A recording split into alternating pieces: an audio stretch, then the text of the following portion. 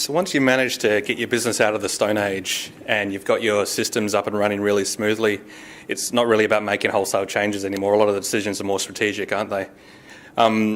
So what I'm going to talk about next is really those little 1%ers. So what are 3 tips and strategies to look at in your business to help take it to the next level? Now, we all know that Ethan and Ethel have a revenue of about $1 million a year, split up into those 2 activities, the bike sales and the bike hire. Now, quite often when we have a look at a client's profit and loss, this is what we see. Yeah, bike sales and bike hire set up as separate account codes, and then you've got the expense codes there with a mix of sales and hire also there. I mean, is this familiar to many people in the room in terms of how things are normally laid out? Sure. Yeah, I know. That net profit looks phenomenal, doesn't it? And no, the list's a bit short. Oh yeah, it is very short. So can anyone tell me which one of those 2 activities is doing better? Is it sales or hire? Just off the top of your head, quick calculation. Higher. Hire? Hire's doing better. Why? Because it's all profit. You haven't had to buy anything, any outlay. Yep. So do we have a calculated figure here, or is it just a spitball? Gut feeling. Gut feeling? Yeah, a lot of businesses make, yeah? You said hire also turns into sales as well, so they probably count for Yeah, it does. And, both of those answers were both more gut feel answers, weren't they? not enough information. Well, that's exactly right. There's not enough information. So one of the things that we always recommend for businesses is to split out their P&L into different activities. And it's something you can do in systems like Xero. You can use tracking categories to be able to split things out. And then you start getting a feeling for which one of those 2 activities is more profitable. Is it sales or is it hire? And so we can see that, sales has the higher revenue, but then the sales commissions take a big chunk of that revenue. It might be something in that. But hire is the one that's doing better overall. So the recommendation there is to think about if you have different areas of your business. If you do it retail and wholesale, you have an online, offline store. If you're looking at multiple locations or different activities, have a think about your profitability, getting clarity around your profitability in each of those different areas. And it's not just at the business activity level that you should be thinking about. You should be looking at the profitability within each product on the micro level with each product, service or job that you do. Alex and Evan before spoke about the net profit on each product, the profit on each product to be able to work out the return on the advertising campaigns. It's important figures to know.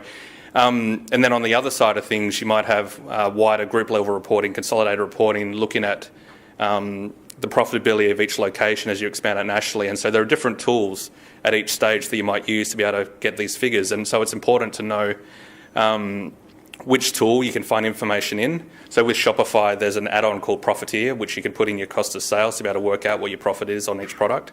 And then on the other side of things, you've got Spotlight Reporting, which is really good for consolidated reporting across different... So if you're franchising or expanding nationally like e-bikes are, you can have a look at which one's working better, which location is working best and compare them all to one another. So the main tip here is really get really clear on your profitability. Now, Xero did a survey last year, surveyed 500 businesses, and we're looking at the idea of the cash flow gap to understand where the stress points are with businesses. And here are some of the stats that they saw. 62% of small businesses have encountered later unpaid invoices in the past year. 71% of businesses said their suppliers' payment terms were often longer than their own, and 62% of businesses would not survive more than 3 months if all invoices went unpaid. So it's pretty hard out there for small business. And so the second tip is really to always look at your cash flow and look at improving your cash flow all the time. And there's a couple of very simple tweaks that you can make to be able to improve cash flow. The first is just make it really easy for people to pay you. Xero, for example, you can connect a payment service to it to have a Pay Now button on your invoices so people get sent an invoice, they click on it, they view it online, they hit Pay Now, they can pay you straight away. Makes life a lot easier. The second thing is to automate the invoice reminder process. Rather than chasing people up or not chasing people up, normally when you get busy, it's the first thing to go is chasing people up that owe you money or not invoicing them, that's another thing. But you can automate the process of invoice reminders. So after invoices fall due, send them an automated reminder that says, hey, by the way, you owe us money, and that can escalate, depending on how overdue it is as well.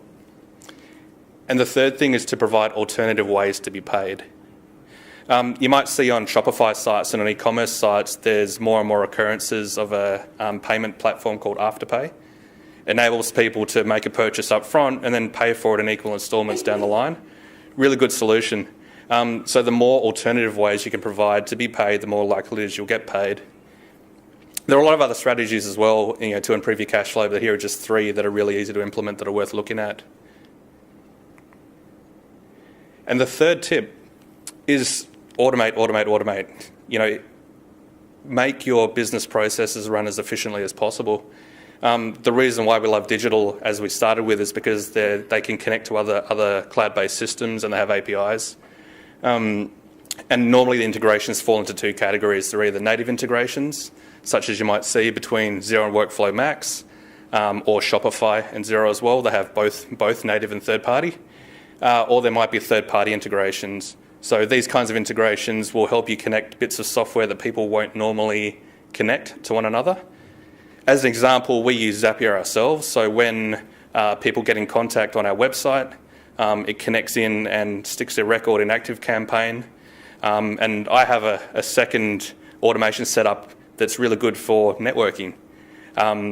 Take a photo of a business card on my phone, that then gets pushed into ActiveCampaign, and people get an email from you saying, hey, we just met, let's keep in touch. So there's lots of ways in which you can use these kinds of connectivity tools to be able to automate processes, even manual tasks you might do all the time. And the third thing is really look at productivity hacks. So within Xero, as an example, there are great tools like cash coding, find and recode, bank rules that help automate the process of reconciliation or make it simpler to reconcile. Repeating invoices, shortcut keys, there are all these things you can learn to take a little bit less time doing those tasks. So I think the main message out of all of this is always be aware and look for ways to automate your processes and do things more efficiently than you currently are. So what does this look like for Ethan and Ethel? Well, so they have a bit more clarity around the profitability of hiring versus sales. They understand the profitability on each product to be able to provide that to the SEO guys so they can work out the return on what they're currently investing in SEO. They have the ability to compare the performance of different locations as they scale nationally. They've improved their cash flow by taking pre-orders of new bikes before they go and order them from the Malaysian factory. And they've connected Xero, Stripe and Shopify to streamline their processing so things move from one system to another seamlessly. Some simple tricks. Once again, now that they have a better understanding as to their numbers, it's a really good time to start looking at the campaigns.